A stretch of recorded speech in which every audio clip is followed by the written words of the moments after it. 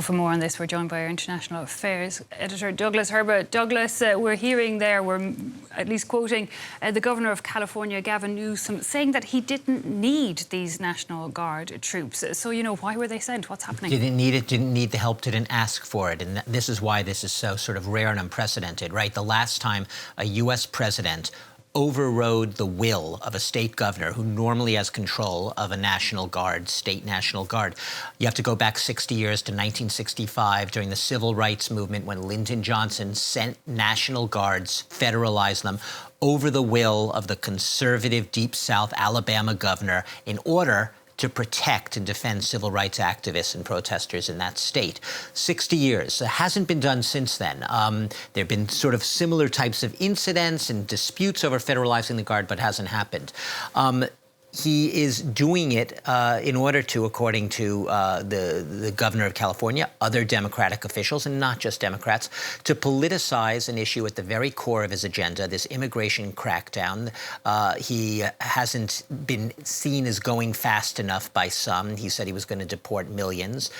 He wants to step up the pace, and that means trying to make much more visible, headline-grabbing types of raids by the so-called ICE agents, the immigration officers at the heart of this crackdown here, and by sending them against workplaces here. But what's notable is that Trump invoked a very rarely used provision in U.S. code. It's Title 10, it's called. And what it means is a president can so-called federalize, that is, take a state's National Guard under federal command, Washington, D.C.'s command, the president's command, directly, override the will of that local governor if there is a rebellion or a danger of rebellion to the authority of the United States government.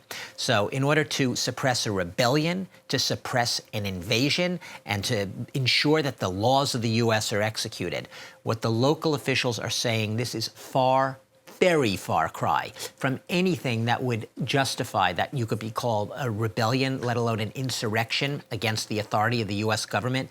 These are limited protests that were sparked by mass immigration raids by these immigration officers in L.A. Yes, there were some more violent elements in the crowd. Things did get out of control, as they often do at many types of protests. That doesn't mean you need federal troops.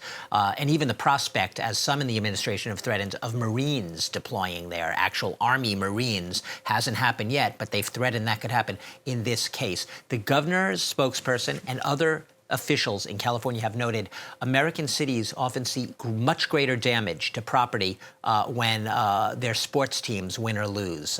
So you have the celebrations or the anti-celebrations afterwards than these very limited protests in LA right now. So let's take a closer look then at the crux of this story, which was the protest sparked by this sharp uptake in the detention of migrants in LA. And it looks like a change of tactic even by those officers. Early on in the administration, Donald Trump basically focused on hardened criminals and students. It went on to also round up students. So we had in recent weeks these headlines, right, about, undocumented immigrants or those suspected thereof of all of a sudden being nabbed on the street, taken from cars, handcuffed, dragged off, often without due process, it would seem.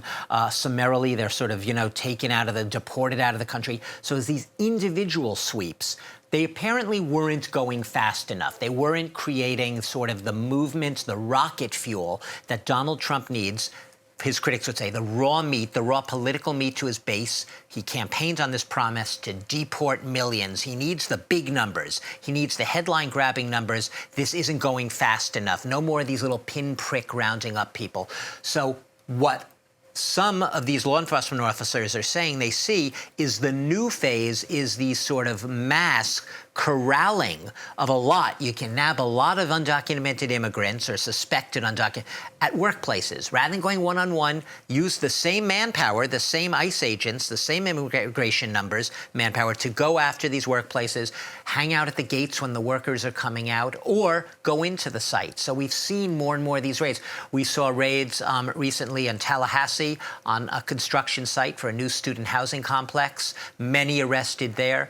We saw it in New Orleans Trump's. There was a raid at another construction site for a city flooding project. A lot of suspected undocumented workers there. We've seen raids in San Diego. We've seen in the blue state of Massachusetts, and we've also seen in the Berkshires. We've seen on Martha's Vineyard.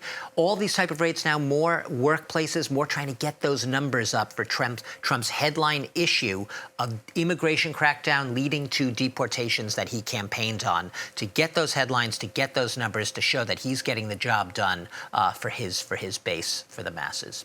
Douglas Herbert, thanks a lot for bringing us that insight.